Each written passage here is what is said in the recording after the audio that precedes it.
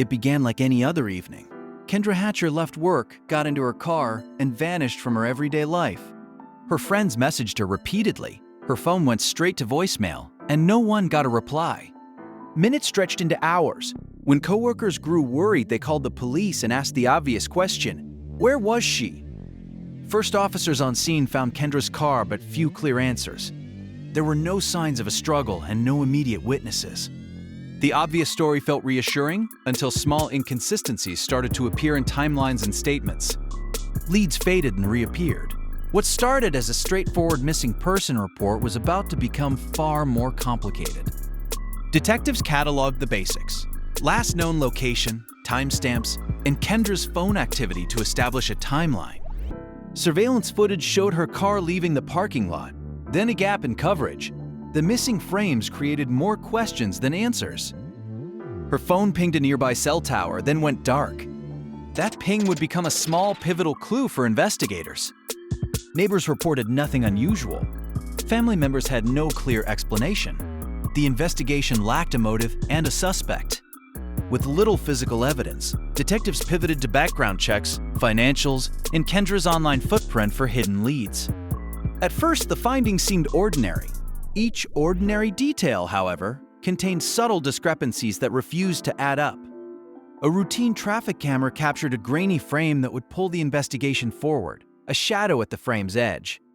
Enhanced and replayed, the clip hinted at movement, a figure whose posture and gait suggested purpose, not accident. A witness eventually came forward with a small but crucial detail: a vehicle described differently from early reports. Detectives traced that vehicle through rental records and payments, and the trail began to lead beyond the immediate neighborhood.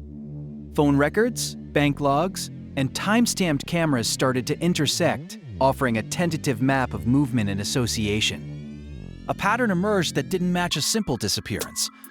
It suggested coordination, preparation, and a deeper story. Then came a twist that caught even seasoned detectives off guard. The facts began to point in a direction no one expected. Investigators found connections to people and places that did not align with the initial, straightforward narrative. Items hidden in plain sight, abandoned emails, and a stack of receipts combined to reveal a far different portrait of Kendra's life. The team began to question whether this was a simple abduction. Instead, evidence suggested planning and possible deception. Detectives considered that parts of the narrative may have been staged, or that people close to the case had been less than forthcoming. That revelation forced a pivot. Investigators re-examined assumptions and chased leads that once seemed irrelevant. As days became weeks, the community followed each new disclosure, and the pressure on investigators only grew.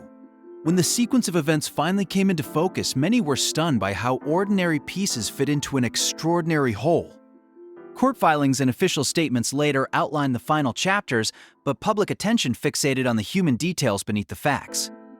For detectives, the case became a lesson in patience, evidence, and the danger of accepting the obvious at face value.